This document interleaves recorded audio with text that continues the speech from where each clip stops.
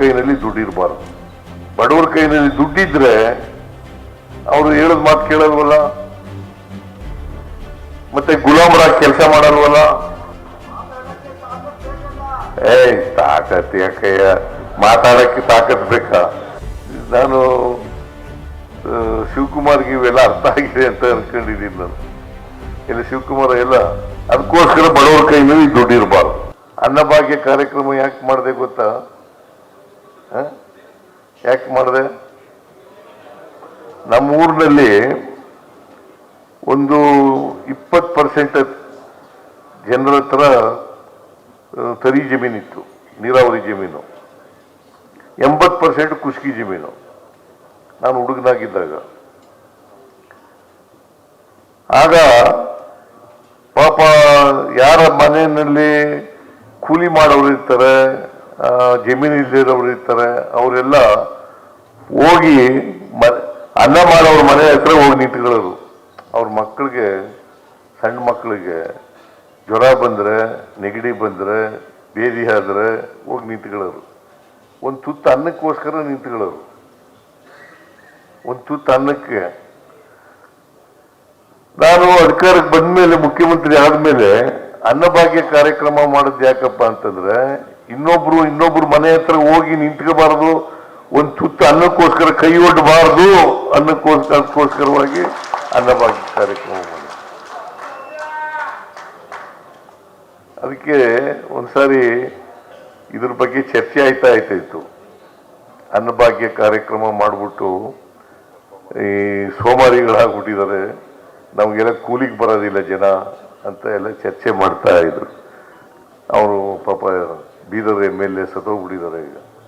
ಅವರು ಒಂದ್ಸಾರಿ ಅಸೆಂಬ್ಲಿನಲ್ಲಿ ಚರ್ಚೆ, ನಾನು ಉತ್ತರ ಕೊಡುವಾಗ ಹೇಳಿದೆ, ನೋಡಪ್ಪ ಬಹಳ ದಿನ ಗೇದು ಬೆನ್ನೆಲ್ಲ ಬಗ್ಗೋಗ್ಬಿಟ್ಟದೆ.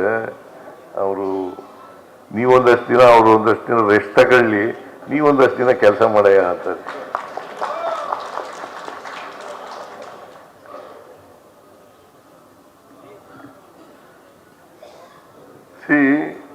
ಕಾಯಕ ಮತ್ತು ದಾಸೋಹ ಇದೆಯಲ್ಲ, ಇವರು ದೇಶಗೌ ಒಂದು ಪುಸ್ತಕ ಬರೆದಿದ್ದಾರೆ, ಕಾಯಕ ಮತ್ತು ದಾಸೋಹ. ಇದ್ರ ಬಗ್ಗೆ ಪ್ರೊಡಕ್ಷನ್ ಅಂಡ್ ಡಿಸ್ಟ್ರಿಬ್ಯೂಷನ್ ಅಂತ ಓದಿದ್ದೀರ ಅದನ್ನ?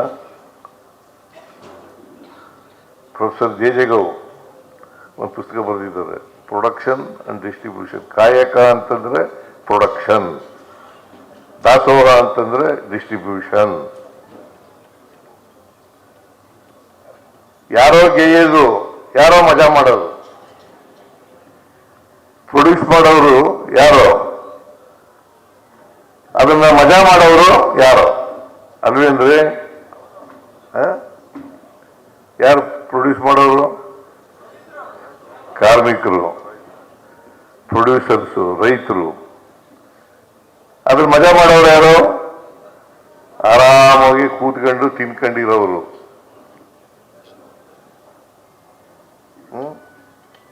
ಅದಕ್ಕೆ ಎಲ್ಲರೂ ಕೂಡ ಪ್ರೊಡಕ್ಟಿವ್ ಆಕ್ಟಿವಿಟೀಸ್ನಲ್ಲಿ ಭಾಗಿಯಾಗಬೇಕು, ಎಲ್ಲರೂ ಪ್ರೊಡ್ಯೂಸ್ ಮಾಡಬೇಕು, ಬಂದದನ್ನು ಹಂಚ್ಕೋಬೇಕು. ಅದನ್ನೇ ಡಿಸ್ಟ್ರಿಬ್ಯೂಷನ್ ಅಂತ ಹೇಳಿದರು. ಅದಕ್ಕೆ ಬಸವಣ್ಣವ್ರ ಕಾಲದಲ್ಲಿ ಜಾತಿ ಹೋಗ್ಬೇಕು, ವರ್ಗ ಹೋಗ್ಬೇಕು ಅಂತಂದ್ರೆ ಇದನ್ನೆಲ್ಲ ಮಾಡಲೇಬೇಕು.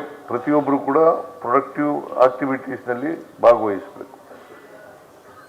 ಆಮೇಲೆ ಬಂದದನ್ನ ಎಲ್ಲರೂ ಸಮಾನವಾಗಿ ಹಂಚ್ಕೋಬೇಕು. ಇದನ್ನ ಮಾಡದೇ ಇರೋದ್ರಿಂದ ಇವತ್ತು ಹಿಂಗೆಲ್ಲ ಸಮಾಜದಲ್ಲಿ ಹಿಂಗೆಲ್ಲ ಆಗಿದೆ. ಮತ್ತೆ ಅಸಮಾನತೆ ನಿರ್ಮಾಣ ಆಗಿರೋದು ಯಾಕೆ?